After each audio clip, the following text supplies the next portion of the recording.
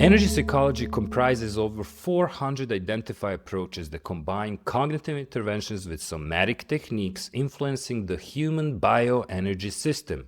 Those are meridians, chakras, and the biofield. There's more. For example, EFT has over 200 peer-reviewed studies that have been published, 103 randomized controlled trials, 9 meta-analyses confirming effectiveness for depression, anxiety, and PTSD, 5 fMRI studies showing documented neurological changes. This is not fringe science anymore. It is in the top 10% of all psychotherapy modalities in terms of published research. The link to ACEP's free research guide is in the description below. I strongly recommend it to anyone who wants to go deeper into the evidence. Now, 3 methods I want to highlight. Number 1, EFT, Emotional Freedom Techniques. If you watched video 1 in this series, you already practiced EFT. You tapped through meridian points and worked a real emotion. EFT is the most widely researched and widely practiced energy psychology method in the world. Go back to tip 4 in video 1 and try it if you haven't yet. That's your starting point. Number 2, PEAT, Primordial Energy Activation and Transcendence. I want to spend a moment here because this method is less known in Western psychology. And yet, it may be the most philosophically profound energy psychology approach ever developed. PEAT was created in 1999 by Serbian psychologist and mystic Živorad Slavinski. He is Serbian, like me. And I want to acknowledge that directly because sometimes the most important contributions to knowledge come from the places we'd least expect the mainstream to look. PEAT begins like other energy approaches, working with a problem, following a chain of emotional associations, tracing it to deeper roots. But PEAT deep processing goes somewhere entirely different. It guides you to uncover what Slavinski calls your primordial polarities, your primes. These are the 2 deepest opposing forces that structure your entire life. For one person, it might be freedom versus captivity. For another, love versus isolation, power versus helplessness, creation versus destruction. These are not just personal psychology. They are the deep energetic architecture of a person's existence, the fundamental game of life they have been playing unconsciously and compulsively across decades. And PEAT does something that nothing else in psychology does. It doesn't try to eliminate one polarity or strengthen the other. It guides you in 1 to 3 sessions to a moment of neutralization, the moment when you experience one primordial polarity inside the other, when you see that freedom and captivity are made of the same substance, when duality collapses into unity. The effect reported by practitioners is not intellectual understanding. It is an actual felt experience of oneness. Taoists call it a Tao, Vedanta tradition calls Advaita, which is non-duality, and the Hesychast fathers called it the stillness. Number 3, chakra-based work. This is the oldest energy map in the EP family, rooted in traditions that are 5,000 years old. Most people have heard the word chakra. Fewer people know that Dr. Valerie Hunt's instruments, the same EMG sensor she used at UCLA, measure distinct electromagnetic frequency signatures at the exact anatomical locations where the 7 major chakras have been mapped by Eastern medicine for millennia. She did not set out to find them, her instruments found them. In clinical EP practice, chakra-based work means identifying which energy centers are blocked, overactive, or depleted, and using breath, movement, sound, visualization, or direct bodywork or prayer to restore the natural flow of energy through the system. When energy flows freely from root to crown, from the physical body to the spiritual dimension, the bioenergy system self-regulates. Symptoms that had nowhere to go begin to move. In the framework I use, Psycho-Enalysis, the chakra system is some of the energy organs of the overall human energetic anatomy, and it is important to have that system functioning at least close to the optimal level. For those who want to go deeper into all of these methods, ACEP's website is the best starting place. energypsych.org.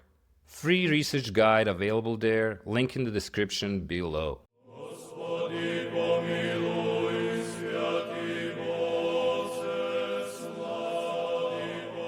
There is a place in Serbia called Fruška Gora, Sveta Fruška Gora, or the Holy Hills of Fruška Gora. It is located in the mountain in Vojvodina, the northern province where I'm from. It is known in the Orthodox world as the Serbian Athos because of its 16 or plus active Serbian monasteries built into the hillsides over several centuries. I went there after completing my clinical training at CIIS, after the psychoanalytic training at Access Institute in San Francisco specifically, after years of being asked quietly, internally, to put this down and practice within the lines. I went to the Holy Hills and I started writing. What I was writing was the beginning of theoretical framework for Psycho-Enalysis. And after 1 month of writing, I stopped. I published one paper titled The Direction of Psychoanalysis in the 21st Century. But I stopped writing a book, not because the ideas weren't ready, because I wasn't ready. Not professionally, the moment to bring this forward hadn't arrived. So I held it, I kept developing it, and kept practicing. And I'm telling you this now because timing is itself a kind of wisdom. Not everything that is true needs to be spoken immediately. Some things need to be lived first. Let me give you a framework that I was building towards on that hillside. Because everything I've shared with you today, the desert, the energy field, the meridians, the chakras, PEAT, all of it sits within a much larger story. The story of psychology itself and where it is going. Psychology as a formal discipline has developed in recognizable waves. Each wave was a response to the limitations of the one before. Each wave gave us something essential, and each wave left something out. Let me walk you through them, briefly, because each one deserves its own video. Psychoanalysis. Sigmund Freud. Late 19th century, the unconscious, the depth of the human psyche, drives, repression, the id, the ego, the superego. Freud gave us the profound insight that most of what drives human behavior is invisible to the conscious mind. He was using science and physics, energy conservation model that was the best available to him. But he was thinking energetically from the beginning. He spoke of libido as psychic energy. He understood the person as an energy system, closed system, but nonetheless an energy system. He was right about the premise, but limited by science of his time. Wave 2, behavioralism. Watson, Skinner, early to mid 20th century, the measurable, the observable, the conditioned. Behavioralism pulled psychology out of the invisible and into the empirically verifiable. A necessary correction, but it threw out the soul along with the speculation. Wave 3, humanistic and existential psychology. Maslow, Rogers, Frankl, Viktor Frankl in particular, the whole person, meaning, self-actualization, freedom. The human being is more than a collection of conditioned responses. This wave restored dignity to the person, but it still operated primarily within the boundaries of the individual self. Wave 4, transpersonal psychology. Again, Maslow, Stanislav Grof, Roberto Assagioli, Ken Wilber. Consciousness beyond the individual ego, mystical states, spiritual experiences, the collective unconscious, the person embedded in something larger than themselves. Assagioli himself, the founder of psychosynthesis, named psychoenergetics as the fifth force beyond the fourth wave. He saw it coming. Wave 5, psychoanalysis and the energy psychology approaches. Body, mind, energy, field, and soul treated simultaneously. Tesla's unified field married to Freud's unconscious. The whole person, physical, psychological, energetic, and spiritual, addressed not in sequence, but all at once. Now I want to tell you about two men who should have met and never did. Sigmund Freud and Nikola Tesla were born 3 months apart, both in Europe, both in the mid-19th century, both changed the world, and they never collaborated. Freud built his entire theoretical framework on 19th century Newtonian physics. His mentor, Ernst Brücke, had written in 1874 that all living organisms are energy systems governed by the laws of thermodynamics, that energy can be transformed but never destroyed. This became the foundation for psychoanalysis. Libido, psychic energy, the consistency principle.